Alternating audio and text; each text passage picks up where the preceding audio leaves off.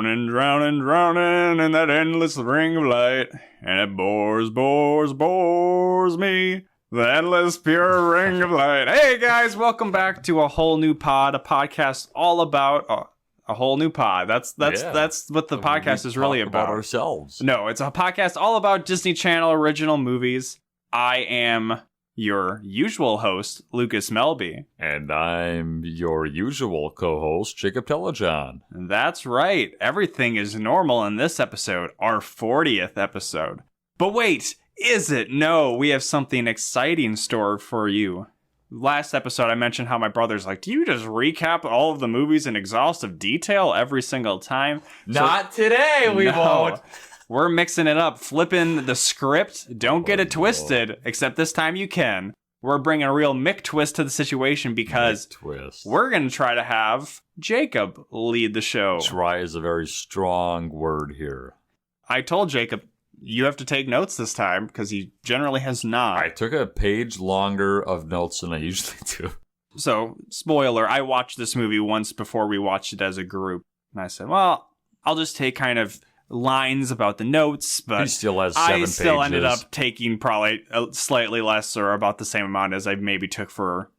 Actually, probably more than I took for Gotta Kick It Up. And that's probably for the best. This will be an interesting experiment, but hopefully a fun one. And this movie we watched today, as you probably saw when you clicked on this podcast title, what the fuck is a ring of endless light? An endless ring of light. A ring of endless light. I can't even get it straight. Yes. But I remember looking through the list, because I do that periodically, just look at the list of DCOMs to see what is on our horizon, to the point where Google just is automatically suggested, like, yeah, this is where you want to go, this Wikipedia page. I was scrolling through them, and I saw this one probably a year or something ago. I'm like, what the fuck? And that's why I decided that this might be as a good one for Jacob to lead off, because nobody's going to be coming to this being when are you covering A Ring of Endless Light? Oh my god, this is my favorite Disney Channel original movie. It is. I don't remember ever seeing it. And I remember seeing a lot of them after like watching them with Lucas, but I don't remember this one at all. I mean, we know the people in it. We recognize the people in it, but that's about it. So... I think it feels a lot like one we've already watched. Maybe we should just get into it. So I put my hands back, stepping back. Stand by, stand back. Hand it over to Jacob.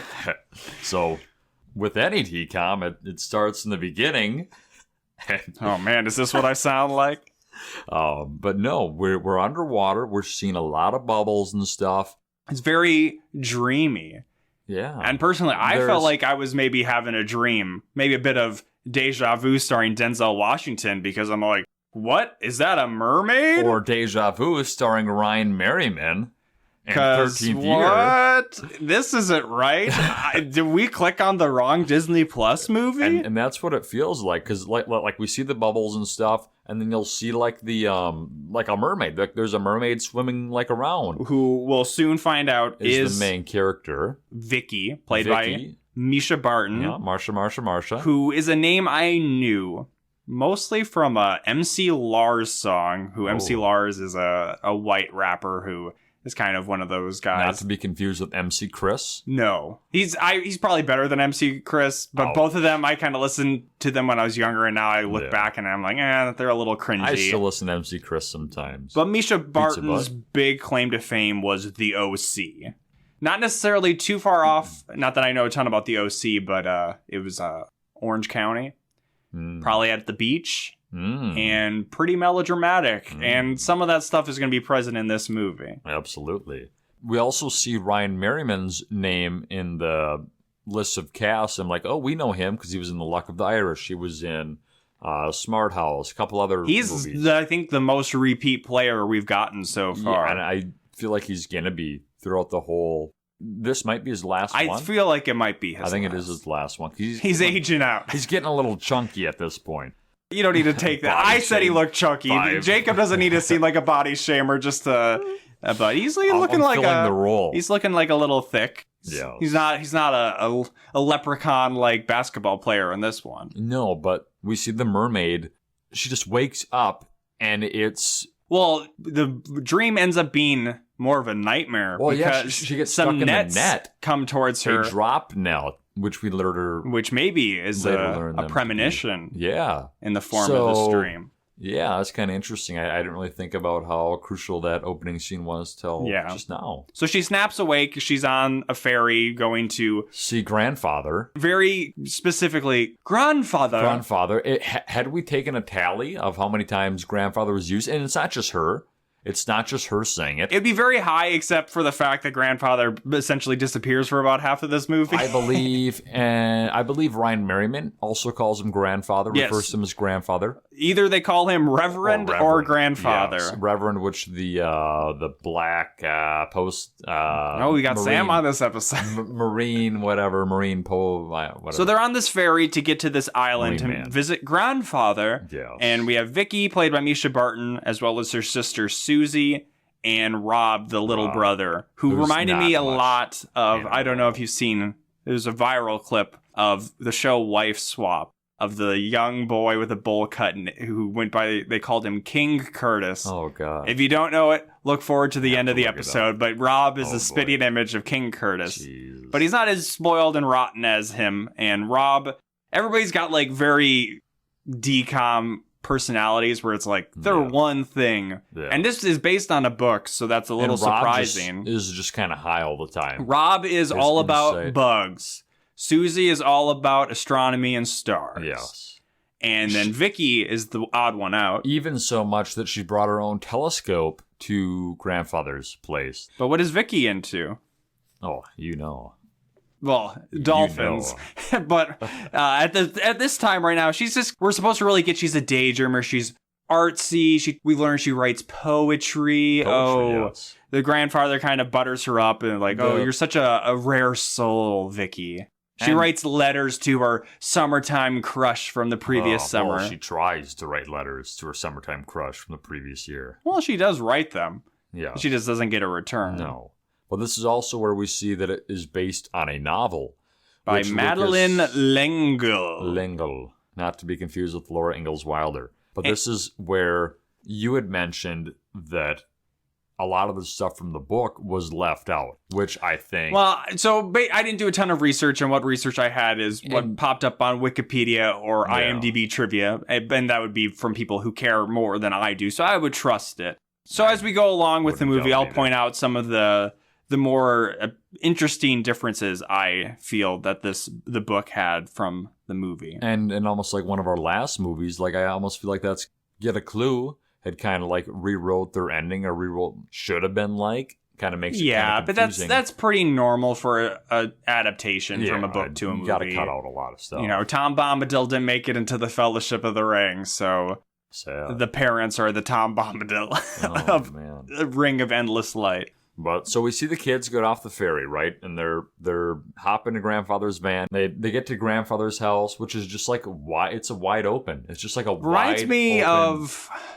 can't remember if it was her house or like one of the houses in Rip Girls. Yeah, where it's just this big, expansive kind of beach house. And, but it's just also like a giant library. Yes, which that's was very weird. important for one of the key characters.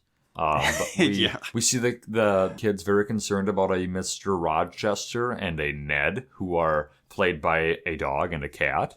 Very concerned about their well-being, and they're both alive still. They survive. But they're a little slow and old. They're getting older. Maybe somebody else here is slow and old. Getting old. Yes, right. The grandfather has lots of death signals. It's where basically all you have to do in a DCOM, or maybe just any movie, is be old and kind of just like wince and sigh at one point and be like, oh, he's dead. He's going to die. No. Just like all you have to do to be, oh, she's pregnant. Well, she threw up once. So you know what? She's pregnant now. That's the sign. This is kind of where grandfather, as you'd already brought up, that like he's into insects, and the kid when he gets there, that's like not what jar. I thought you were gonna say. Thought you were maybe rearranging the letters in that a little bit. Man, icky. But when they get there, like he must have found a jar like that he had left there last year. Maybe there's like a jar like outside with something in it.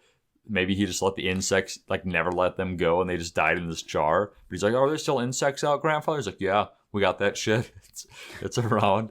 We got it." So we have those two things for those two. She talks on the phone, Vicky, Misha Barton, to her mom. And this is where we really start to get... I don't know Misha Barton's background. I've never seen her actually act or talk before this movie. But in this, she has a weird almost accent or just very weird delivery where we go out on some exaggeration, some hyperbole on this show sometimes. But I will say she is the worst leading character, actor or actress. Emotion-wise, there's no emotion. I would say she is a charisma black hole. Just her delivery. Just line reading. She's just reading. It feels lines. so unnatural and unemotional that at some them. points it comes off like just unhuman to the point where it's like her lines are almost ADR, like dubbed over her, and that it's just so awkward. Yeah. But yeah, she's talking on the phone, be like, "Yes, mother." I can't do it. This is one where it's not that intense. It's like it's hard to explain.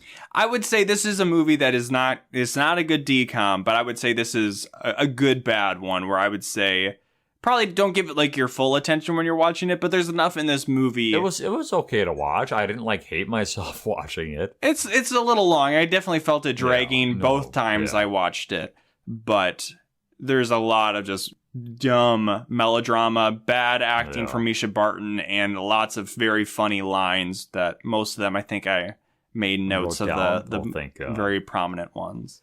So yeah, she talked to her mother, and then the brother I know gets on the phone too, and they kind of chit and they chat. And the thing that we pick up on from her conversation with her mom, and then she says it more directly to characters, is that like her siblings, her parents are very science oriented. Yes. But this is a Quince situation where she doesn't want to do science. I believe it's that evening that she's reading a physics book. Yeah, she's trying her best. She makes a remark that she can ace English, but she's really bad at math and science. Yeah, I think her parents are professors at a university, so they want her to go to this new school there, but she has to do better in science, which... What are these schools and these decals where people just get to do one thing and don't need to worry about other subjects? Doesn't fly with me. No, it's just not. I'm a liberal arts major. Is it, I believe, this night that she also gets that book of poems from grandfather? But who is the author of this book of poems? It's her. And I don't know if we knew her name at that point, so I'd ask Lucas, like, who the hell's this? Well, so because they call her Vicky, but the book says Victoria whatever her last name is. Yeah. So, but then they flip through it, and it's got little letters she's written to Grandpa. Over it's kind of cool. And this is where we first get the very unsubtle thing where Grandpa hands her the book and then he's like struggling. He's like dying right then and there. You know he's struggling. Well, he runs off and we see him. Vicky does not see this, but us, the audience, get to see him run off to his room to take some meds. Drugs. So, he is doping up. Yeah, very unsubtle with what's going on. And I guess I can just say now that apparently in the book, the family knows he's dying. The whole time. Has leukemia. Or just, I don't know if he has leukemia maybe, in the book, but they know he's dying. Yeah. And the parents are there from the beginning of the book. So this situation becomes more dire as we see later on, that the grandpa has not told the parents he's sick, has not told the children, and is still like, yeah, I'll take them on. The parents are coming later on in the summer, but this is... Grandfather. This is almost... dangerous. Felony level negligence that's happening here. It's just crazy. And that really, you can see how that's more of like a bigger shift from the book, because if you're going into that situation, be fucking Tuesdays with Maury, more focus of the book, where the movie is more interested in romance that happens rather than wrestling with the struggles of losing a family member, because we get a little bit, but it's more of, it's a reveal that he's dying when it's the most obvious thing in the world. And then that following morning, I believe this is where we're first introduced to Ryan Merriman, who just comes. It's a hilarious introduction. He's got that bike helmet from a mile away. He's like, hey, you guys. Everybody's wearing bike helmets always. Great safety at this movie. Absolutely. I mean, Disney's always known for that. But to really highlight an accent, the goofiness of the helmet is he's wearing a Hawaiian shirt, but fully unbuttoned, so showing off his... Yeah, I mean, he's probably got as good of a physique, if not better physique than I do, but I'm also, like 10 years older. But yes, this is the first time we see him, and... Did we say his name's Adam? Adam. So... No, yeah. Not that I was like, oh, Ryan Merriman, I'm such a fan. I just finally, because I looked at there's a really goofy, the image, the poster or whatever for this movie is very silly, where instead of Misha Barton, she's floating in the background. It's more front and center. Ryan Merriman. Yeah. And is that him? That seems weird. And I didn't really ever look into it until I started watching it. I'm like, oh yeah, fuck it is. But it's just him front and center, Luck of the Irish motherfucker, along with a dolphin. Because people know him and I just more. said, what the fuck is this movie? What am I getting? We need to cancel the podcast before we get to this one. Shit. Well, and I had thought maybe that he knew her from her being here last summer, but I don't think they knew each other at all. Like, well, he doesn't, but Grandpa talks about them all the time. Yeah, because he immediately he's says here for books. He wants the books. He's dropping off books, and Misha, with her great charismatic delivery, says, "You read philosophy? Yeah, your grandpa gives me it, but I'm more into science. Oh, who's Susie? I'm Susie. I'm the little girl. Oh, I hear you're really like into science. Yeah, motherfucker, what are you going on about?" And so many of the characters... I like insects. I like bugs. So many of the characters, when they're introduced, it's just very off-putting because I think we talked about this probably in a couple of our other episodes. I think it's very much hounded or proof point where smart little kids, smart guys, if you will, as an adult... Fuck them. I don't want any kid coming off smarter than me. So these kids, Susie's like, I'm trying to get into MIT early. She's smart as shit. And she's 13 or something. She's discovering the weights of stars. And Adam, oh yeah, I'm working with Dolphin, so I got early admission to Harvard. And like, Insect Boy makes Lucas and I feel very comfortable about who we are. But he still can list off the genus and species of these bugs. But, you know, really my audience insert character, unfortunately, is Vicky, because she hears about his dolphin research and says, dolphins? I love dolphins. Very ecstatic. Though I've never met one in person. So this is where... But she did have the dream with one, though. The very sensual dream as... She didn't have that yet. Not yet. Okay. I mean, presumably, I would think if she had one of those dreams, she hopefully has had more. But you never know. I'm not Freud. But I can interpret some of that dream logic there. Bet you can. But this is where Adam invites not Vicky, but the younger sister to go to the place where he works. I don't know, the aquarium. Aquarium, sure, yeah. It seems they talk about this being an island, but it seems like it must be in southeastern United States, Florida, the Carolinas or something. There's a lighthouse. I know that. But he also makes her remark, oh, Vicky, I mean, you can come along too, like if you want. She's like, okay, yeah, I would love to. She actually does kind of look like excited. I believe that she loves dolphins. Yes, you're sold. But yeah, so they go to the dolphin. Well, on the way there, we get the first very funny shot of just the three of them all wearing their bike helmets. I just thought that looked so funny. And pulls up douche of the island. Almost running them off of the road. Yeah. In a convertible. Zachary Gray. So if it wasn't clear before, that is the third point of what will soon be our love triangle in this movie. They talked a little bit here, and he's like, hey, babe, you miss me? And she's like, you didn't write me back the letters. And he's like, yeah, I know I didn't, but I fucking loved your letters. They were awesome. I can't write with my dick. Yeah, more or less. We should say Zachary Gray is played by Jared Padalecki, whatever you want to say. Yes. Most well-known for a billion seasons of Supernatural, which is finally going to be finishing in the future. New season of Dexter coming out. Holla. That is completely unrelated, and that show is very bad.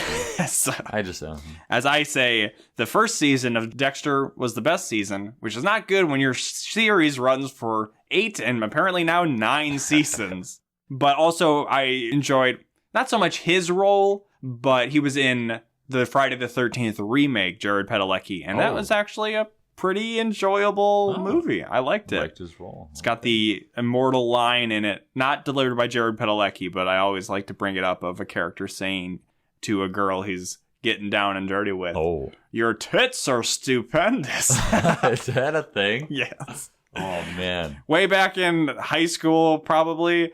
That was Sam had bought that movie, and he like only showed me that scene. So then 10 years later, I actually watched it myself. You but still remember that? It did hold up quite well. Yes. So Zachary Gray, he's just a loser. He's a doucher. Him and Adam actually don't know each other, but Adam does know his father. But we don't find that out. They're immediately eyeing each other up, Yeah. and he sees him on the bike with his helmet looking like a fucking dweeb. He says, hey, want to ride? Asks Vicky if she wants a ride, and she's like, no, I have an appointment. She said, what? No, I have an appointment. Yeah, sorry. And it's supposed to come off as like sassy, maybe a little flirtatious, Yes. but you don't get that at all. No, absolutely. And then he's like, with like, what the fuck you got an appointment for? She's like, with a dolphin. That's right. With a dolphin. And then he's like, what? And then they just skirt off to the aquarium. So then they're feeding dolphins at the aquarium. And we get some weird... He's going off on a science tangent, Adam, saying, oh yeah, dolphins, they used to be land animals, but then they went to the sea. That's why they're still mammals. And this is where the fishermen of the sea, you know, they used to think that they would see these mermaids. They must have been dolphins. No, Vicky says. They believed they were mermaids. They needed them to be mermaids because they were at sea for years. Record scratch. Merriman looks up at her like, huh? He makes the face of Han Solo after he finds out that Luke and Leia are brother and sister. And like, you were kissing. Yikes. So we don't really know...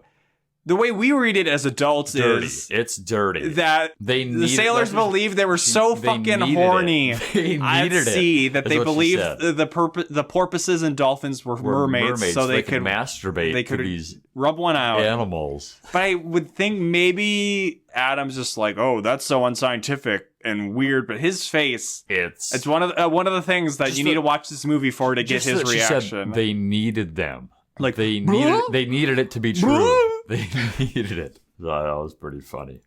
After that, they meet the first dolphin. Yeah, they meet the first dolphin, who is Eden. And Vicky has these feelings like right away that like she needs like her calf. We get a close-up shot of the dolphin's eye. Yeah, like an awkward, like weird, like it's like looking into her soul. And she says, "Ooh, it's calf." She's worried about her calf. Like, how did you know she was pregnant? It's like, what? Oh, she looks pregnant. See ya. Yeah, that's pretty much how it ended. I like to think, especially later on, and I'm pretty sure I've heard that Amazon self-publishing area gets really weird where there's lots of aliens erotica, but I also believe that dolphin erotica is popular because, you know what they say, dolphins are very smart animals. Yikes. But apparently... I'm not a super expert on them, but I've heard some horror stories about dolphin penises, so maybe just look up some of that stuff. Maybe and we'll save that for the end. We'll just maybe let that hang in the air for as we discuss the rest of this movie. Yikes. And this, I think, is the first time that somebody asks Vicky if her grandfather is doing okay. Yeah, I think it's the doctor at the aquarium. Dr. Zahn. Something like that. She's very unimportant. Yeah. But yeah. So, he's perfectly fine. Perfectly fine. And like you can see like kind of like worry on the doctor's face. Like, and Vicky, she's a little taken aback.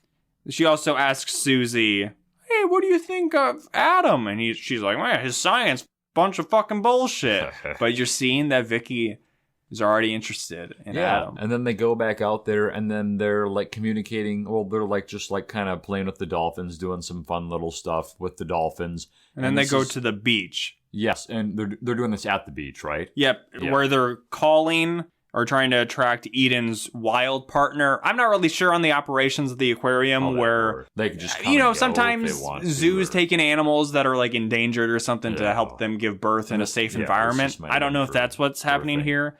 But her partner is named Basil. And we get the great line after Adam says that. Vicky saying, Basil? Did you say Basil? And that is actually pretty accurate to how she delivers it. That was pretty spot on. But this is where Adam notices like a cut on the back of Basil's, like I don't know, just on the back. Yeah.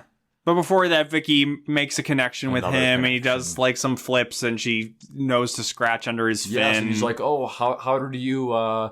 He never lets people touch him, or he's never this happy. And she's just like, he told me that he wanted to be scratched underneath his chin. Which Adam eventually picks up on all this, but he takes kind of a while to pick up on. Yes, because he's so jealous, and he's wanted that ability for his entire life. I mean, fuck. So he just didn't believe that it could possibly be a thing. But yes, the scar, it can only be one thing, Adam says.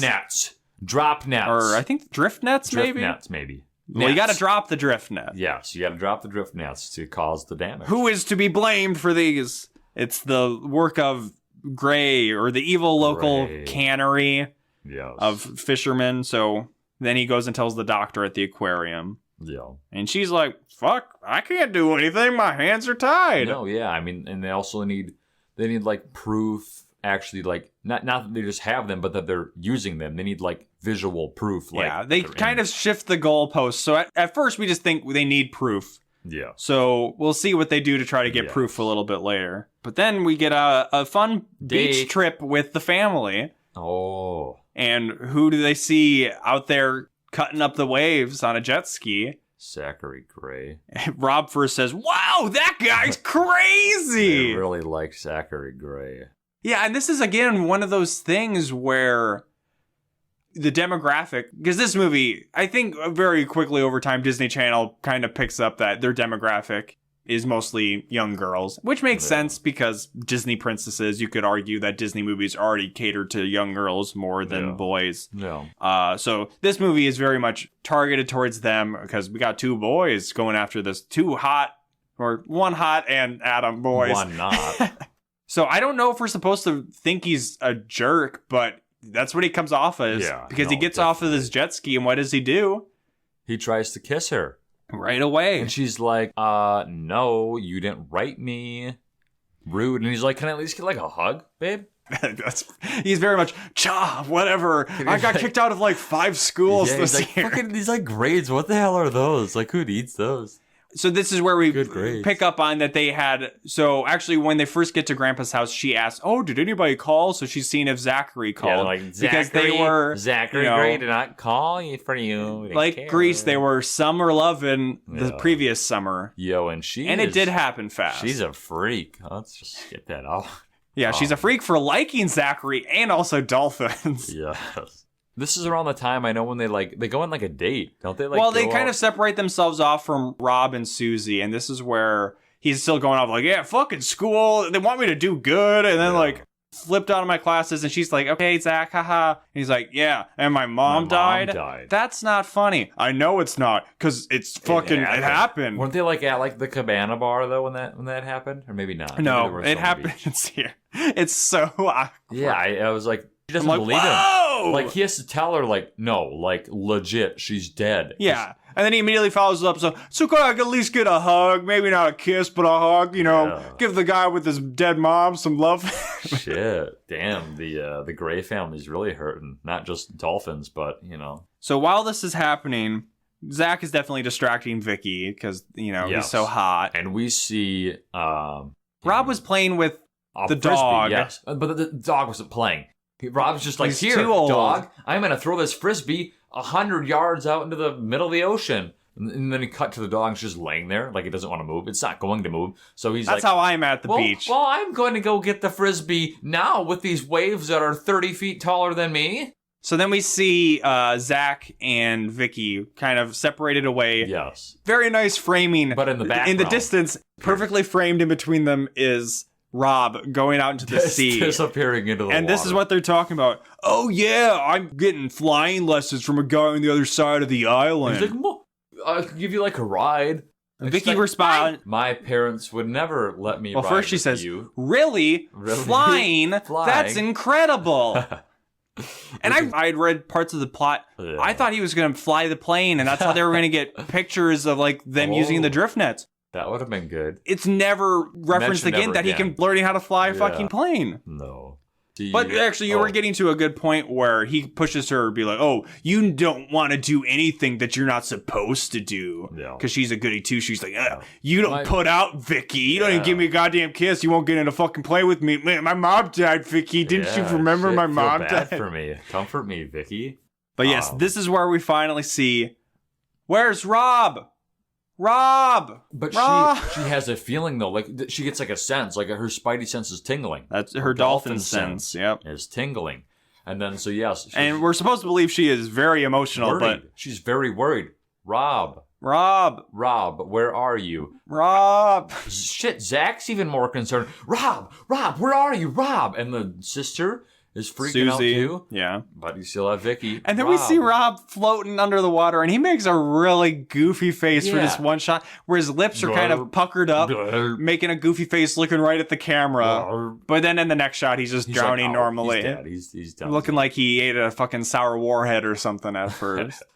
So Vicky can't see him, so she's desperately calling out for help. Who can answer this call for help? The dolphins. The call of the wild. The dolphins. The call of the... porpoise. Yeah, the spout. I don't fucking know. Spout. Oh, God. That's... They got a blowhole. The call of the blowhole. There we go. The blowhole. What was the name of the porpoise that was not encaged? Well, the dolphin was Basil. I don't know if it's supposed to be the same dolphin, but probably Basil. Just a dolphin pops up and saves Rob. Him. Well, it's like weird because like she's out in the ocean still like looking for him, and then all of a sudden like she turns around, he's just sitting on the shore. He's just like sitting there. And he's like, how did that happen? What happened? He's like, I just remember. Dramatic look. Dolphin. Oh, the dolphin saved him. Shit. Oh, there was something coming up my shorts for a little bit there. I didn't remember what happened. Insertion. Dolphins. Oh no. So the next day, she's got something to tell. No, she goes to tell his grandfather and be like, hey, grandfather, I think I could talk to her, like maybe at least understand telepathically dolphins. And he's like, yeah, like I get that. I totally believe. I feel that shit. Like I'm 85 years old. I got leukemia. I don't give a fuck. Sure, you talk to dolphins. But no, what he says. Anything's possible. Well, really what I thought he was going to say in the classic of these, you got the ring of endless light. I believe that. That's why you could... he doesn't say that here. But what he does say is, oh yeah, your grandmother, she could sense that your mom was crying before she started crying. And it's like, okay, motherly instinct and kind of something like that is a little more different than telepathically understanding dolphins. But hey, good for grandpa to be understanding. But this is where also Vicky basically just asks him up front, hey, are you dying? And he says, no, I'm feeling great. Superb. Haha. Next scene, please. So this is, I believe, where we see them out on the date now. Yeah, like her with Zach. Yeah, she's out with Zach. Eating some good-looking burgers, but they were not eating the burgers. They were too busy holding hands. They were too busy talking about Adam. Well, actually, no, Adam just shows up. He just sees them pass by and he comes in. And then Vicky stops holding Zach's hand. Yes, they were holding hands. And then she says, oh, this is Zachary Gray. To which Adam goes, oh, Gray, your dad fucking kills dolphins. And this is where they first talk about the nets with Zachary, where he first finds out that his father's killing... Adam straight up is really funny. He draws it on a napkin for like a half an hour. Because he says, your dad uses drift nets. And then Zach says, okay, you got me. What's a drift net? Cut to black fade into later, Adam drawing them a diagram explaining how drift nets work. Yeah. Oh, dolphins get caught up because they catch anything. Well, why don't just throw the dolphins back? Because they're already dead by then. Yeah. Fuck you, Zachary. Very, like, shit. And then Vicky says, does your dad really use these, Zachary? Hey, come on, babe. What are you, a dolphin hugger now?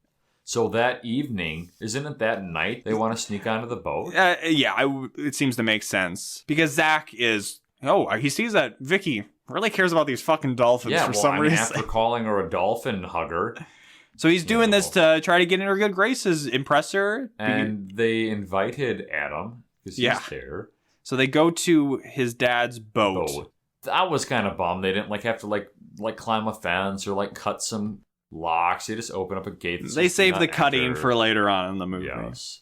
So, they board the boat and they start to look under something covered up.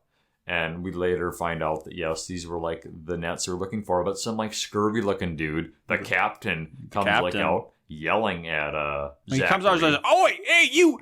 Who the hell are you? He's like, it's me, Captain Zachary. Zachary Gray, the son of Mr. Gray.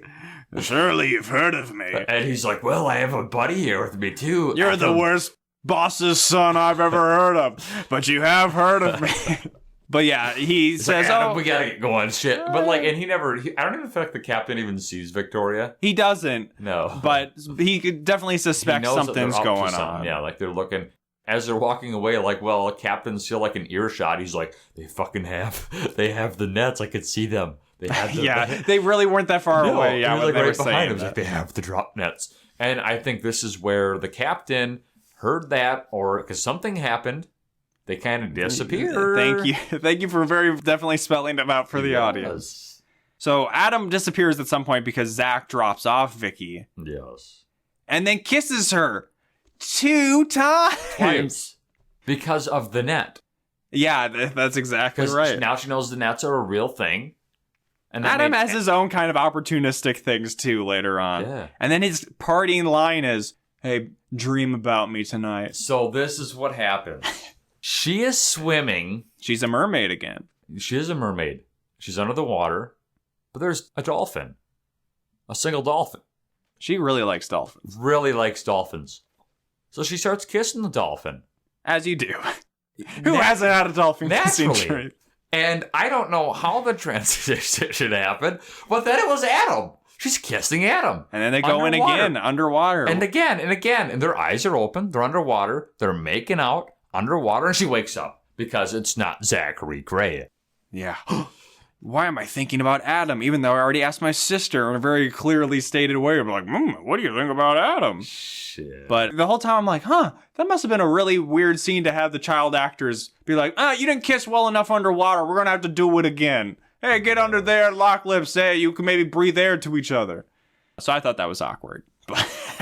So this is where, so she wakes up in the morning, and then I believe she has like a gift. Didn't Zachary Gray send her, what did he send her? So she gets flowers at dinner that night. Oh, that evening. Real quick before that, we get a scene where Adam goes to the harbor master. The sheriff of Island Town is the harbor master. I keep wanting to call him the postman. He's literally like, he looks like a U.S. postman. He does, but he's a harbor master. So he agrees to inspect the boat. But yes, he says, but this is also where he says, oh, well, if I don't see like proof, of them being used, because Adam says, yeah, we saw them, but he's like, well, if I don't see proof of it, I can't really do anything about it. Yeah. But then, yes, cut to that evening and flowers from Mr. Zachary Gray. Oh, but then who shows up? It's Adam. Adam with them damn books again. He comes over for the books, and then I think grandfather invites him to stay for dinner. And at this point, I was really thinking, where the fuck is Adam living while all of this is happening? Yeah. Because his parents aren't around. He works at the aquarium, but it's not like he lives at the aquarium. How is he even there? No, like, what is he? Is he working? Is he getting paid? Is this a scholarship thing with the aquarium? It's just... Is this a Harvard study program? Like, yeah, why doesn't Vicky ever go over to his place, like his house, to like just hang? He lives in the banana stand on the beach. He lives in a hammock. He sleeps in a hammock. That's why he showed up with no undershirt, just fully unbuttoned tee. And then, is it this evening or the next morning that the harbor master comes over? He breaks up a very dramatic, one of the most forced drama scenes in any DCOM. Where Adam's telling some story about, I lived in Houston, so I never saw ocean, but when I went to the ocean, I got pulled out to sea, and then there was dolphins swimming around me. Oh, what could it mean? And then Vicky says, that's so beautiful. And he says, well, yeah, but it's pretty crazy to be like, beautiful, basing my whole life off of seeing something like that. She says, why would it be? What if they were trying to communicate with you? And she gets so mad that he thinks that it was just like nothing.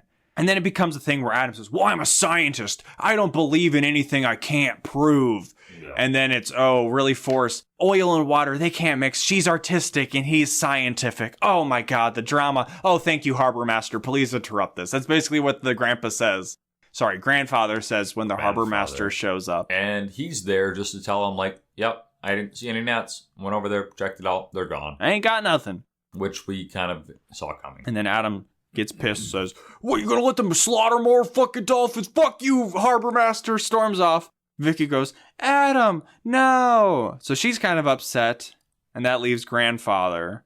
Talk about the 17th century and stars. Yeah. First he says, you just upset him because you challenge him. Which actually I would say for a scientific-minded kid, finding your summer romance that you could telepathically communicate with dolphins, that would put some of your life's work and perspective into a different light. Absolutely. But yes, this is where we get the namesake of the movie, which is a poem by Henry Vaughan. Henry Winkler. But Grandpa says, "Oh, I've got a poem I want to read to you. Yeah. It's from the 17th century." The poem was inspired by them looking at stars, and I think they were talking about the younger sister and why she liked stars so much. They were talking about, I think, how the stars would like burn out. None of that matters because one of the most hilarious exchanges in this movie happens where he says, "This poem is from the 17th century." Yeah. Vicky says, "That's your favorite one, right?" And he says, "Haha, yes, it was a good one." What? It's a good one. Nobody has favorite centuries. Salem. That's crazy. We looked it up. The Salem witch trials happened in that time. Yes, so That's the poem cool. he reads, something, it's like, "Oh, I saw it swirling around me Light. like a ring of endless light. It was time and blah, blah, blah." Yes. And to really show how intellectual and artistically minded she is, Well, I Vicky mean- responds by saying, "Beautiful and deep." And deep. And Grandpa says, "Yep, they were pretty deep in the 17th century." And yes, that's when I looked up. I'm like, was that like Salem witch trial time? Yeah, And pretty deep. it was, but maybe he's talking about Europe and not, because I'm sure Henry Vaughan was a European poet, Yeah. not one of them weird religious nuts who came over to America to colonize. Naturally, with any DCOM, I mean most DCOMs, you had to get a title name drop in the movie. Yeah, well, I and understand. you had to know it was going to be some weird contrived one when the movie's called A Ring of Endless Fucking Light. It's not like, but they do. But you can like, see how that would play. they visually show a ring of endless light in a way multiple times, I think, throughout the movie. And you could see how that would play better in a book. In a poem. Well, Book. yeah, Book. poem reading, a book reading the poem. "Hey, I heard you like poems. I put your book of poems inside your book about fucking dolphin fucking." Who else are we going to see? Let's go meet Zachary's dad, the sinister Mr. Gray. Yeah. So Zach confronts him, and basically the dad's like, "Hey, yo, son, you like the way we live here? Yeah, it'd be a horrible thing if anything happened to us. Do you want this, Zachary? Then we need to keep killing dolphins. Do you want your Corvette still? We Stop gotta do it- moping around. Dolphins need to die." Yeah, pretty much. Like, he's not a likable character, and this is, I guess, where Zachary gets his snootiness from. Yeah, we're supposed to feel bad for him. He's just privileged. This feels like the character in season 2 and 3 of Stranger Things, Billy, who's like the bully, and then he's a huge dick and almost kills the kids at one point, but then we're supposed to feel bad for him because his mom died and his dad's a dick. And that's what I was gonna say with like the whole Zachary deal. Like, I kind of, as like a viewer, like, you kind of feel bad when you find out, oh, his mom's dead. You know, like, it's sad. No. It is, but I mean, he is still a dick throughout the movie. No, he's Till he's fucking Don Jr.ing up in this bitch. Oh, Donnie. So then we get Dolphin. a scene I was not really expecting ever You said to get you in missed it the first time, actually. I don't know how you could have missed this. It's probably the most... I didn't expect this to happen in any DCOM. No, live birth. Live birth, literally. But at least it's not Placenta. as gross as a human birth. We can say that. No, you just see, like... When they show that in health class in like 8th grade, did you watch that? I don't remember it. I feel like it would have scarred me. It was one of those things where I think the way the video worked is there was a narrator going on in this video that everybody This is where watched. baby leaves. And then it just all of a sudden like cut to like a child coming out. I'm like, oh my God, put a freaking trigger warning in there. So before the live birth, Vicky is having feelings. There's trouble with the birth. Like Yeah, the Eden is mother. not going quietly to No. that She says long like night. she needs because there are two like handlers on her, just like trying to help her. But like Vicky's like, no, she doesn't want you. She wants. Basil, get Basil. He's Get out there. Basil. He's right outside. So I think Adam goes and runs and He opens. just up opens the gate. door. Hey, come on in, Fucking, Basil. yeah. He comes in and He's like, oh yeah, I brought a bottle of wine. I'm really excited. Oh, here's some cigars. I'm gonna have a baby. So Basil's like going underneath her, and like Vicky's like, this is just the way they do it. Yeah, leave him alone. And they just swim off. And then we see one shot where we're like, why does that dolphin have two tails? And then it's like blood, and then it's like, blah, and then it all just comes And then it's all out. good. And yeah, and then it just swims. It had to have been a real birth. We were talking about that. There is some CGI with the dolphins, but Mostly when they're doing radical flips. yeah, like flips. But this looked like a real birth that they No, had if they wanted to do a fake birth, they wouldn't have had blood, I don't think. No, definitely not. That was kind of cool, I guess. So then after it's over, the excitement's all kind of done. And then Adam's like, what the fuck was that? Yes, because that's what the handlers were like. Like, how the fuck did she know? Like, what? So then she runs away and is trying to get on her bike. And I think for this whole next Adam's conversation, I think she has her helmet on, which just makes it funnier. And she's pissed at Adam because Adam's like, I've been wanting this my whole life. Well, yeah, she's uncomfortable to talk about it, I guess, to somebody that's not grandpa. And then he's like, oh, could you talk to her like telepathically? There's been stories of reports of children doing it, but we didn't really take those seriously. Are you calling me that? Of children? You took my show. You can retell it. So. No. Next. It's over. But it was kind of funny. Yeah, and then she runs off, or more like pedals away. Yeah. And then we see Zach doing his heroic thing, where he's on a little speedboat, definitely within sight of his dad's fishing boat. But he's out there with a camera. Snapping pics like, he's got a nice cami. And he's like Frank West and Dead Rising going, aha, nice. I used to cover wars.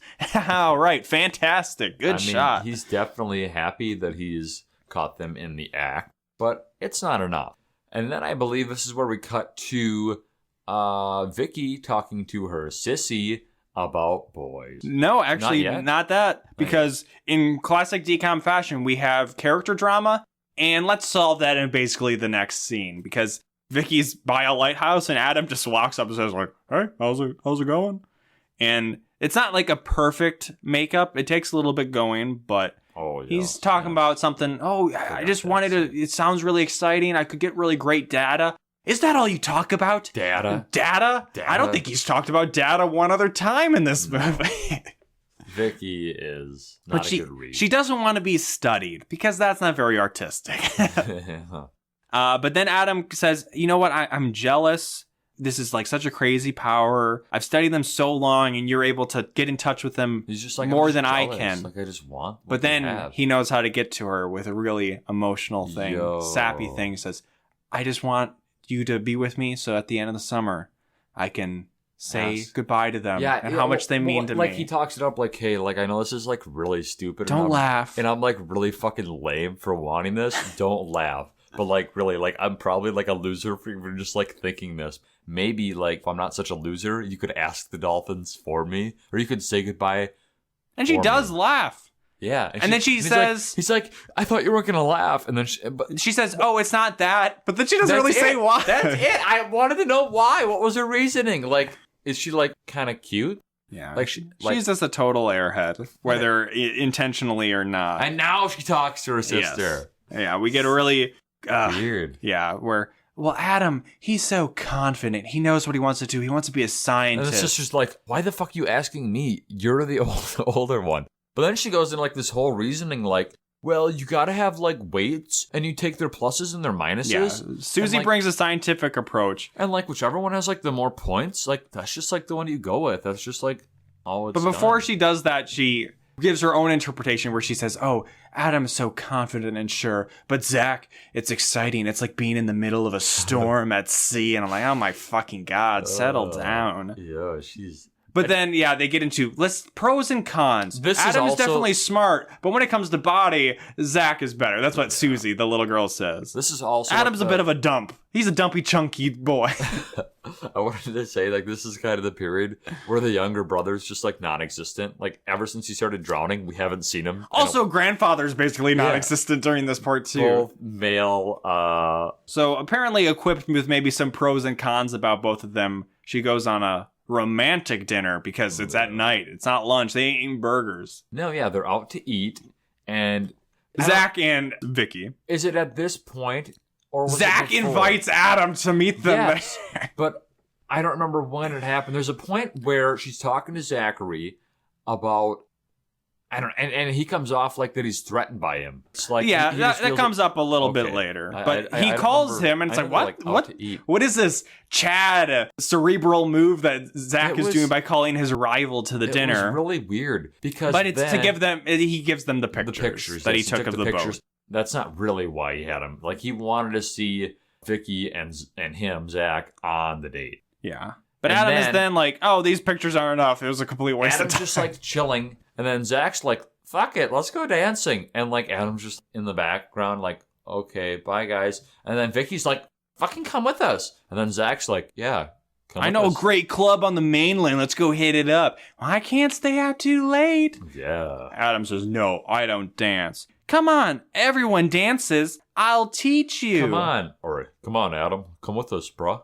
And then, nope, he stays behind. No, he just stays there and pays the bill for I very much felt their Adam bill. was like, well, there's some Cheddar Bay biscuits here. I'll eat so this crap. I'll be good on my own. Grandfather's not making me dinner tonight. You're not there. Oh yeah, it's not even clear that they had ordered food. Yeah, they just leave. They just get up and go dancing. And we didn't get any club scene, did we? No, I'm sure he's a rich kid, so he can get into some stuff he's not supposed to be into. But that would, for as erotic and racy as a scene coming up very shortly. Yes, because apparently the same night. Yes, but like later. Yeah, I can't stay out too late. Too late, but so it wasn't too late yet, I guess. But she's up writing, and then what's that? Somebody's calling. Somebody's throwing rocks at her window, playing a boombox above their head. And it's Adam. It's John Cusack. And he says, hey, can I still take you up on that dance lesson? Yeah. We cut to them having built a fire at the beach. It's the most awkward shit. And that's coming from Lucas and Jacob. Yeah. We know awkward dancing. Like, I can kind of dance. Like, not like school gym class dance. Like, I kind of have fun dance. I've gone to, like, where there's a dance floor before. I busted a move. Like, I know how to dance. You're a free spirit enough. Yes, exactly. But this was like, I'm going to stay in my zone. This is what I would do. If I am forced to dance by somebody, this is what I would do. This but the is thing what is, you would think would be cool. Like, yeah. No, I wouldn't think it would be cool. But I would think it would be like, okay, like allowable. But they're both doing it. They're both just like kind of shuffling around in place. They're not touching each other yet. But that's the thing that's so crazy is she's like, I'll teach you. But they're both dancing terribly. Like, I could have taught them better than that. Yeah. I'll be like, this is what you shouldn't do. And then that's what they're doing. What they were listening to, like it was like a fun song, but then it just all of a sudden turns to like a slow jam. Adam's like, oh, but then he immediately goes in and like embraces her into slow dance mode, hips, and like I don't know what they were listening to. Wasn't no radio station that would have two different genres like that. They're kind of doing it, but then they switch and says, "You lead, do whatever you want with me." Yeah, I'm like, oh my god. There are a few lines like that throughout the movie. But the song is essentially, kind of the slow R&B. You think of stuff like, every time I close my eyes, it was like I wake up feeling so horny. Yeah, it was nasty shit. Like, it was like dirty lovemaking music. Like, and no joke. As they're doing this, there's a really awkward dialogue like, you write a lot. What do you write about? Just stuff. Wow, Vicky's such an interesting character. I'm so in love with her, and she definitely deserves both of these boys to be losing their mind over her boring ass. Jeez. But then it happens. As this music's going on, they kiss. After talking about Grandpa being a missionary for a little bit. They do talk about the missionary position. Oh, missionary, sorry. And I think we talked about Motocrossed was maybe more subtly erotic. Oh. This is the most erotic DCOM scene. You have the music that's setting the scene, and then you have like she's already kissed one boy twice. So they kiss, and it's like, oh, this is double rare. Then it's not just a single kiss. It's a camera flip around, and then they go in, and it's like not like seconds, complete mouths over each other, but it's like it's a makeout scene. It's like, okay, we definitely don't need that. They're getting it. Yeah, they're going in there, and I don't know what happened on that beach. We'd never find out what happened on that beach, but then we see them walk away. We see him pick up the boombox. He almost forgets the boombox. He's like, oh my god. Oh shit, I almost forgot that. I wouldn't be surprised if this scene never gets topped as far as pure eroticism, sensuality in a DCOM. Maybe like the zombies movies. Like, yo, man. Like the guy's tongue comes out in her mouth. Oh god. But then he kind of like Zach, where uses like, oh, I kissed you. And he says like he tried to get something from her, where Adam walks her up to her house. And then he immediately is like, hey, so you want to help me out with my research now? This dastardly Adam, he seduced her just so he can get her to help her with the research. Yeah, like we can do that tomorrow morning. Like, that's fine. So then the next day, they are back at the beach. They let the dolphins out again. I think Eden, the Maybe one they in already captivity, were is just like free now. Okay. They like never go to the aquarium again, I don't think. I don't remember that. And this is where we get one of a few deep, in quotes, conversations, but this is probably the second dumbest one. Oh, yeah. So the really dumbest one comes just about at the very end of the movie. But here they're talking about, oh yeah, dolphins.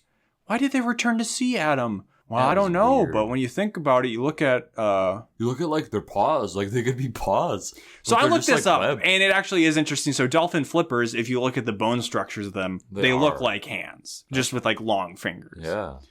So, That's interesting. but then they go to sea and they lose their hands, to which Vicky says, whoa, no hands? Then there'd be no writing. No fucking shit. They ain't doing a whole lot of fucking What writing about no the matter eyes, what. Lucas? What about no eyes? Then what happens? And then she said, did they choose, Adam? What would have been so worth it that they would have chose to lose their hands? And Adam's like, I don't know. And it's like, Adam, you're a fucking scientist. Tell her fucking evolution. They didn't choose to lose their hands as natural selection over time. They were able to survive better having flippers, and eventually the flippers just became their prominent feature. They moved from the water to 17 years old, early admission to Harvard. You would have known that by now. But no, he's stroking her, I don't know, artistic side. Yes, being, because philosophically. he wants her to ask them why they returned to the sea. But before she asked them that, she asked them to do some sick flips. fucking Do flips. some fucking flips. And they're doing fucking double backflips. They're doing Rey Mysterio, Jeff Hardy, flippity-doo shit. And this is like where the CGI looks goofy. Yeah, these dolphins have some pretty ridiculous It's not as bad, hang though, time. as Cody from A 13th Year. No, his, but like, it definitely dolphin makes you feel like dive. it gives you... There's lots of echoes to that in this. Yes. I don't believe the baby was doing flips, though. No. Unfortunately not. It wasn't a sick skateboarding dolphin baby. But then she, telepathically reaches out to them to ask, why did you return to the sea? Yeah. And they fucking overpower they, like, her. take her They like down. mindfuck her with their weird prehensile dolphin dicks. It's really weird. Like, she goes down, down, down, and Zach's like, what the hell? And, like, she just goes down and sees, like, a ring of endless light, I guess. Yep, it's the ring of endless light. And then she's, like, sitting on the beach, or standing on the beach. She's like, what the hell happened? Adam's like, well, you just, like, walked up out of the water, and now you're here. Yeah, and she says, oh, dolphins, they don't have secrets. That's what they gave up to go into the water. They don't have hands, but they don't have secrets. They all, like, have a fucking hive mind. And I'm like, oh, fuck off. Yeah, But Adam is like, okay, yeah, sure, that makes sense. And then she goes on a boat ride with Zachary. And this is where shit gets This is really real. feeling like some kind of fucking visual novel dating game where it's just like, spend Back time and with forth, Adam, spend back time and with Zachary. forth. And this, I think, is even the same day. Probably. But yes, they're on the boat. And I think they're going to go out to see the gnats, right? I believe so. That's what they're originally going to do. But then there's a boat in front of them in their path. And Zachary's like, have you ever played chicken before? Vicky's like, no. He's and just I the don't worst. want to. And he's like, well. Well, he's he's actually just charging at the other boat and Yeah. is saying, oh, what, you never played chicken? While this is all happening. Yeah. And I'm not a captain, I'm not a nautilist, but I don't think They were boats a really smaller have... speedboat going against a bigger boat. Yeah, it's not like the guy was going to be able to swerve out of the way, and you see the guy, he's not even trying. He's The like guy- waving. He's just on the... One of them's like, fucking he's like, I'm on stop. top of the world, please don't kill me. Stop. And like literally like the last second, fucking Zach swerves out and Vicky loses her mind. Like And actually- any normal person would. Probably the precipitating incident to have this happen was he's just asking about Adam. Like, Jealous. what do you see in Adam? He's fucking boring. He's like an old man. I'm like, he's not wrong. He's trying. Zach's to, a dick, but he's Adam trying does to show suck off. too. He's trying to impress her with how cool he is.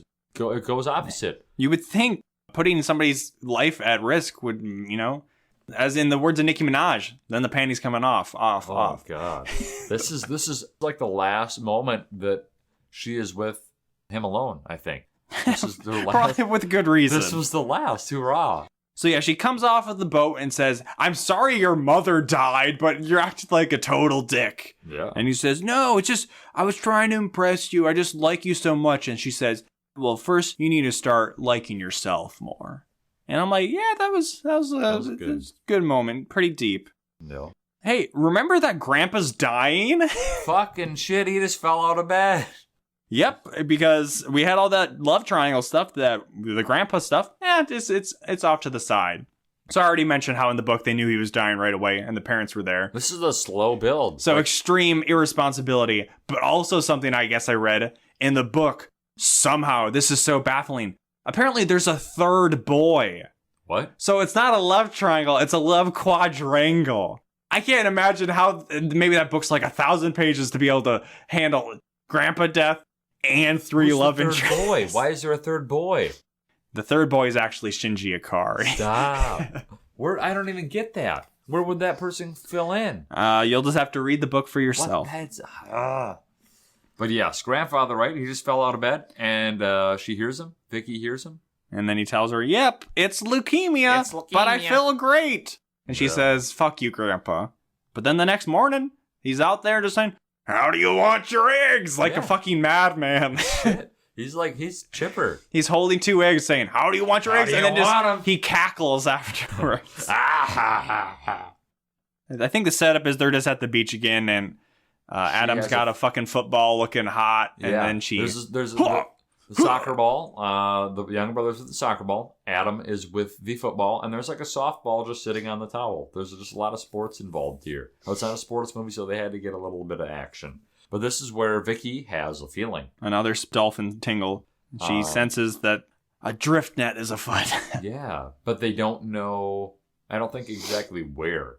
Well, no, they do. Because they go there. Well, yes, after they go get Mr. Zachary. Because he says, well, what do you want us to do? Tell the harbor master that you can telepathic talk to dolphins, so that's how we can track their exact location? Okay, fine, we'll get Zach. So we get to see Zach in his one moment of character growth, of actual worthwhileness. Well, there's like 2. One comes shortly after, when he just lets it go. Okay, maybe fair. Yeah. But his dad's having some big business party on his boat. Yeah, with some like suits. And it's like, it's Tuco Salamanca. I think Zachary's probably just there to get them drinks or something. I don't know what his purpose is. Honestly, like, because his dad's like, what the fuck were you going? He's relegated to R2-D2 duty on the sand. Dad, I'm doing something that's important. This is important to me. I'm doing something that's important for once. Yep. And that's like it. And now we're supposed to be like, okay, he steals his dad's jet we can't be mad at him for being a huge dick anymore because he stood up to his daddy. Yeah. Man, rich daddies, am I right, at these DCOMs? And they're always missing games, killing dolphins. Zach's like, well, how are we going to get there? And she's like, we'll follow him. It's the dolphin. Yep. It's like just at the end of the dock. I guess, yeah, that's right. They do follow the dolphin. They do follow the dolphin. It's not a perfect telepathic radar thing. Close enough. So, yeah, they get out there and they see that the boat has miles of this net already out. And Eden is trapped in it. It's trapped. And the baby is not, No, though. the baby's not, but she's there. They didn't go that far. No. They should have killed the baby. Jesus Christ. So, yeah, they're like, oh, well, we better, do something. So then they just fucking hop in the water. Yeah, it's a really dramatic scene, and it's one of those things where the first time I watched it, I just I know what's going to happen, so I'm just not going to pay attention. Well, but it just keeps going on. Yes, because they show, not once, not twice, but I think 3 or 4 times, that Adam's feet. So Zach stays in the boat. Well, first, the first moment of drama, Adam and Vicky go out. Adam's got, fucking garden pruning shears that he's using to cut the net, which does not work well. And we see his legs start to get tangled here. So the first drama, oh no, the dolphin's stuck. They get the dolphin out. Oh no, now Adam's stuck. Now. And that's the whole thing. And oh no, they're starting to reel in the net. And his eyes are closed underwater. He's not breathing, but... But then he sees the Ring of Endless Flame. Yes. The eye of, not the Sauron, the dolphins. Yeah. But it's not like they go and save him. They just wake him up, and then Vicky saves him and untangles his foot. Well, it takes 7 minutes. He has a dream that it's a dolphin saving him, and it's Vicky. Just like... I'm glad you took notes this episode, because I wasn't paying attention to any of this bullshit. Just like how she had the dream that the dolphin was Adam. It was flip. Flip-flop. Fuck, you know what? This movie's the best. It flip-flop. It's Flipper? It's Flipper. Oh, and then they surface, and then Zach says... Man, don't do that to me, But here comes cackling grandfather. Out with the harbor I was going to say, man, don't do that to me is listed as one of the memorable quotes of this movie on IMDb. Who said that to who? Zach says that to them. Man, don't do that to me, because he thought they died. Oh my God. I just was pointing that out because it's hilarious that anybody... maybe somebody was like such a fan of this movie. Well, I gotta put some kind of quote. The poem of Endless Light was already there, so. Yeah. But yeah, sorry to interrupt. Grandfather is out there with the harbor master. They call them. That's how they call the sister. The sister puts Grandpa on, then Grandpa contacts. And then the harbor master's going, he's like, hey, can I come along? And he's like, aren't you dying? Which, oh, no, I'm fine. He plops over on the boat, and that's sad. But no, yeah, so they go up to the boat, and I think the captain or whoever's, somebody's like, shit, we're busted kind of thing. Like we assume they get the evidence. We see nothing else related to this plot point for the rest of the movie. And like, I feel like we should have seen his father, like Zachary's father, like in cuffs or something. Like something should have happened. We only see Zach one more time as they're tying up the boat. He sees Adam and Vicky being close. Hands, yeah. And he just kind of, we see him nod in a way of like surrender, I lost. Yeah. Chunky smart boy gets her. Yeah, and that's all we see of Zach. His peak character development is he stood up to his dad, and we're supposed to forgive him. Later, do we find out that he starts the business back up to get back at them, and he starts it up with the Dolphins. He starts it up with the Lawrence brothers. Yeah, I mean they have their own charter, so why not? My next note is back home, grandfather dies, but it's not quite to that point. There's a little bit drama where she goes and finds him in the middle of the night. Yeah, so we see him walk into a just shining room of light.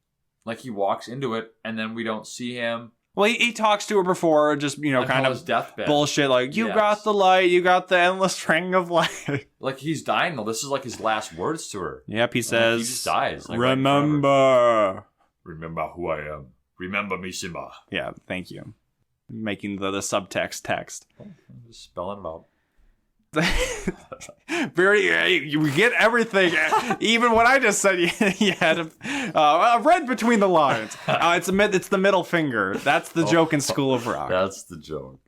So again, this just really puts in a bold even more just how irresponsible this grandfather was. So he's dead, and by the time the harbor master arrives next morning, he's already stiffened because of rigor mortis. So I don't know. Fortunately, though, it just times well that the parents were already... They're coming. They're there tomorrow. Yeah, or maybe the harbor master contacted them, but the idea was that they were coming some point later on in the summer anyways. Coincidence. Coinky dink. And finally we see the brother and sister again. So my back-to-back notes are, hey, back home, grandfather dies, and also, remember Rob? He's sad too. He's sad. All right, so I'll take this one. So Rob is sitting out on the porch, and Vicky goes out and talks to him. And Rob, he takes us on a fucking journey. So stick with me as I try to remember well what he says. Oh. So he scientifically is talking to Vicky. Hey, Vicky, do you think there's like a planet where the people don't have eyes? Yeah, I guess that's probably possible. Well, if they don't have eyes, they can't see. Yeah. That's true. Well, what if when they die, they get something back? Like I guess that's maybe something that could happen. Like maybe they could see.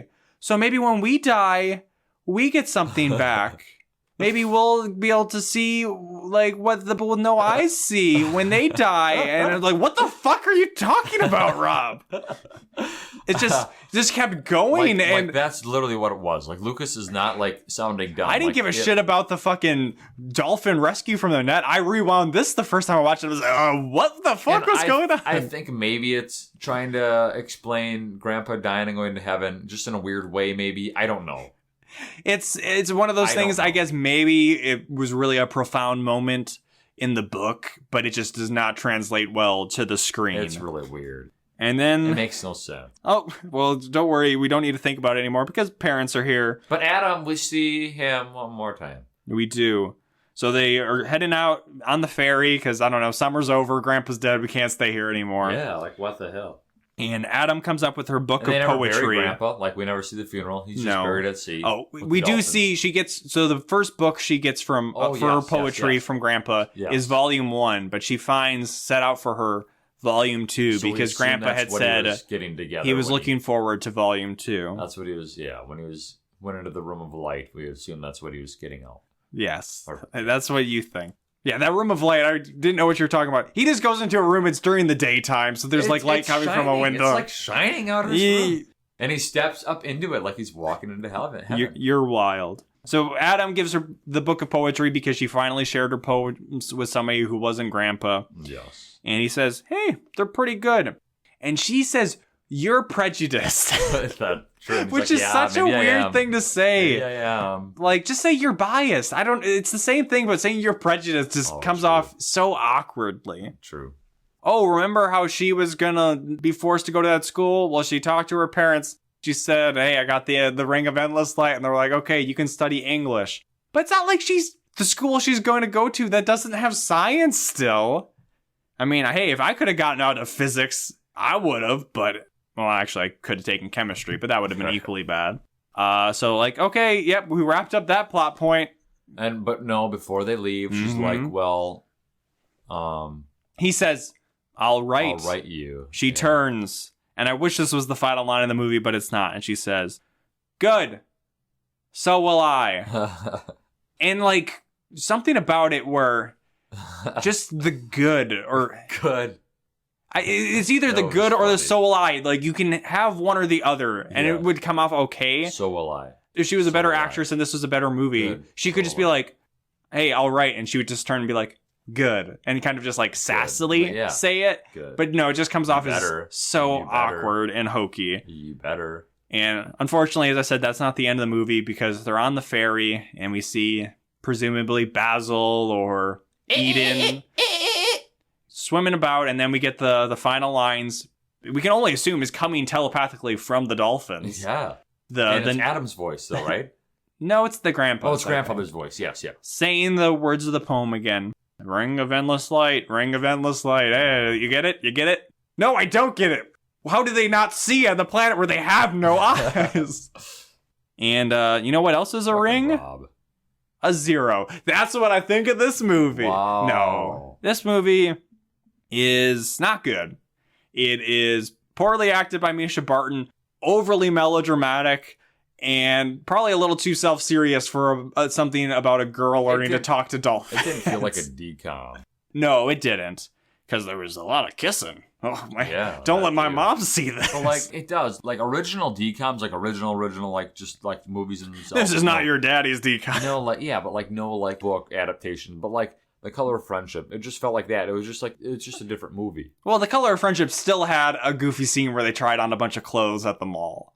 This didn't have that. But, like this had awkward dancing on the beach. Like, a DCOM is, like, almost always goofy. If it's, like, just a DCOM and not, like, a book or, you know, and see, whatever. This is going back to... It's always, like, over the top. Retreading some of our conversation with True Confessions. I'm perfectly fine for DCOMs to be the very special like DCOM. Or like, but with Color of Friendship, you're dealing with racism. True Confessions, you're dealing with the brother who has autism. This is a girl who can talk to dolphins and has boy troubles. Yeah. So that's why if they had more of a focus on grandfather dying as more of a theme and a prevalent thing in the movie, that would have made it maybe feel more earned to have this more melodramatic, serious tone, but it doesn't. Mm. And Misha Barton, hey, maybe she's a really nice person. Maybe she got better in the OC, but in this, she is god-awful. But also the part that I enjoyed the most about the movie, because she's so bad. Yeah. So that's why I say I think this is still worth a watch, because it is one of those rare DCOMs where it's a good bad movie where I enjoyed it enough watching it by myself, but definitely, you know, like I said, it was a little longer. Like, get your bros together, hang out with Zach and Adam, just sit back with a couple of I don't know, Kool-Aid. I don't drink, so I'll say dooskies, Mountain Dew skis, and then watch this. Yeah, that's I guess probably the ideal way to watch it. So that was a fun experiment, as clearly by the end of this episode, I was still kind of forcing myself in, taking the reins. But if anything, this can maybe just help Jacob see that, hey, maybe if I take notes, I might have more things to talk about. Yeah. And if you've got some stuff to talk to us about, you can write us at awholeNewPod@gmail.com. Like, good friend of the show, you could say Dustin checking in. DH Gate. And he says, hello all, hope this email finds you well. JK, sup AWNP boys. Oh, man. Which, if this was last episode, Jacob couldn't tell me what AWNP stands for. It's a ring of endless light. So this is in reference to I said, I think in the last episode, what's your ranking of DCOMs? Yeah. What's your favorite? Yeah. So Dustin seems to have not done any extracurricular viewing outside of the podcast, which is perfectly fine. Yeah. So he says, in my completely unbiased opinion, my power rankings for DCOMs are as follows. Number 1, Alley Cat Strike. Hey. Number 2, Luck of the Irish. Yeah. Number 3, Everything Else. Which I'm actually surprised because I wasn't that hot on Luck of the Irish, but I still like Luck of the Irish more than Alley Cat Strike. But Dustin, his 2 loves in life are bowling and swing dance music. That's right. So he's big on Alley Cat Strike. I can't forget how good some of the DCOMs have been. Like Luck of the Irish, I like that movie. Smart House, I like that movie. What do they have in common? Ryan Merriman. The fucking goat. Ryan Merriman. DCOM goat. And then second question for the 2 of us. What's your favorite topping for pancakes and waffles? Ooh. As Lucas knows, mine is butter pecan syrup. So funny, brief story about that. Back in high school, we would stay at our friend Devin's house, sometimes sleep over Friday or Saturday nights, and his mom would occasionally make us waffles. And Dustin, he'd always gone off about butter pecan syrup from IHOP and how great it was. And he brought some, I think it was just some generic store brand stuff, and I thought it was fucking gross. It had so much artificial butter flavor. That was what came through the most. So I was not a fan. But personally, extra question between pancakes and waffles. I'm a waffle person. I think waffles are their superior breakfast food. Yeah. But I would say on waffles, it's easier to hide in, some blueberries or some strawberries, in there. Yeah. Because blueberry pancakes, those don't exist. And if they did, those blueberries would not be hidden. How often have you ever put whipped cream on your pancakes? That's the thing is, I feel like you get away with more with more shit waffles. On I'm going to say one of our friends, Freddie, he had a waffle bar for his wedding. And you want to know what I put on my waffles? They had fucking powdered sugar and whipped cream. Exactly. But the powdered sugar, they didn't have a shaker. They had a spoon. So what I ended up doing was spooning it onto my waffle. So it was actually one of the squares was just filled deep with powdered sugar. Yeah. And it was pretty good. It was pretty good. But yeah, that's what you do with waffles. You put whipped cream on that. You put some strawberries. You put some blueberries. Put some strawberries. It's healthy, right? It's healthy. Like blueberry pancakes, you bake that into that shit. These are they're on top. They're just... They're topping. All of the above. I think that's the answer for us. I like it all. Yes. Anyway, stay safe, healthy, and I'll see you in a few more podcasts when you get to watching Eddie's $1 Million Cook-Off. Hey. That's a promise. Dustin will hold us to that, everybody. Yes. So feel free to write us in again at a wholenewpod@gmail.com. I don't remember if I said that or not earlier. Rate us, review us on iTunes, Google Play, Stitcher, blah, blah, blah, blah, blah. Follow us on Spotify. And, of course, YouTube. Our YouTube channel. Up to 1. Find our videos. Like them all, hopefully. Like them all. Leave comments. Fight the haters. Everybody's just hating. Fight the haters. They're just hating us. And then... Lucas said we had a new comment. Yes.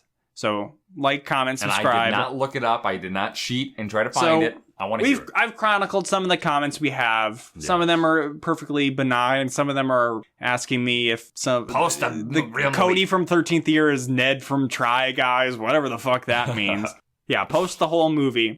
This one is a wild one. Oh, no. So, on our episode number 22, damn, that's a while ago. Mom's Got a Date with a Vampire. Yes. Jalene's unconditional love comments, "You know the hosts are the same person. I can tell because of the voices." What? Follow-up comment to that. "I can tell." Actually, I think she maybe changed. I thought she said like edited it twice or something. So this was, as I told Jacob, this was something I never thought. I couldn't even conceive of this, that somebody would accuse conversations with ourselves. I complain about how much I have to edit this show. The idea that I would insert stuff to fake Jacob. Do we even sound that alike? Jacob is so proud of his deep voice, so I don't think we sound that alike. But scrubbing through that episode, I could see maybe why, if this was her only episode, because a lot of that episode is me. Audio off? No, it's me saying something and you going, yeah. Yep. So definitely probably more of an episode of Jacob on his phone and not taking a lot of notes. Too busy making those lines. So I responded to this First, if you go to the video, I did the whole, when you have your own comments, you can kind of like heart them. So like this one would be like, he really likes this one. Yeah. So I said, is it a sign we've made it when people have conspiracy theories about us? Did she respond? No. Okay. But I was just like, oh, that's kind of a funny thing. So I commented to that, and I always like with these comments to see what this person's channel is like, if they even upload these videos. Is she a conspiracy fan? So here's an example of one of her videos. True Blue Chemtrail Free Day. Oh so she literally is a conspiracy nut. So now I feel bad, but like it's giving you kind of a window of people who fall into like fucking QAnon, where these people, their brain is wired in such a way where for whatever reason they feel like so insecure or like Miss Blue Wave, for listening to the whole episode. Well, she loves it's unconditional love, but we're fucking frauds. Did she sub? I didn't go that far, but like that's the thing with these. A lot of these people, to dive into the psychology for a little bit, they're like fragile. They're probably like they're on their own. They're maybe isolated from their family, and that's how they fall into stuff like QAnon. It helps them build this community, but like, when it warps your mind so much that you stumble upon some dumb Disney Channel original movie podcast on YouTube, and you're deluded in the way enough that you think that it's the podcast is a lie itself. Oh my! Like, imagine living your entire life thinking it's all a lie. Hey, you know what? That's some good content right there. That was a good story to put on the podcast. Man, I love that. So I'm happy for the comment, but also a little sad. A little worried. So I'm looking at the time now. We're going to call it here, I think. And that was good. It was a fun episode, more mutual between the two of us. And did you say something, Jacob? Huh? Basil? Basil? Did you say Basil?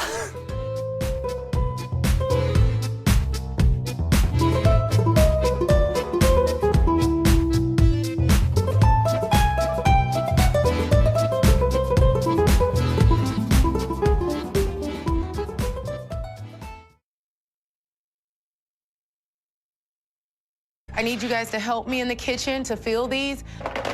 We can do it. I don't like this crap. Definitely no cheese in the can. Very happy to be throwing this away. It's bacon. No, I want my bacon. I gotta tell you something. Bacon is good for me. This is very You're mean. gonna be going to the grocery store. She thinks, out the blue, she's a smart little girl, that she can do whatever she wants. No, that's not how she can do it in our family. She's acting like she's the queen, and we're the sorry people.